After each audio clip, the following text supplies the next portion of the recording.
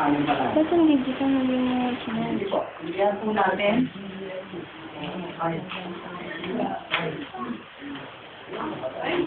Ano yung digital?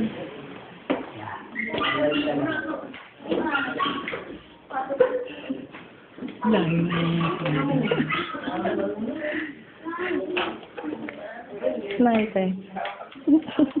Habang sinisilihan po ang kandila, yan po ay Kuya, yung taas. ito ba? Yung pinakataas. Hindi, yung isa.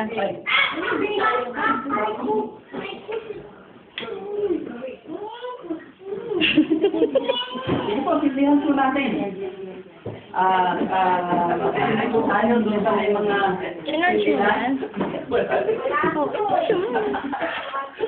Eh, sige, joke mo ito. Mas madal.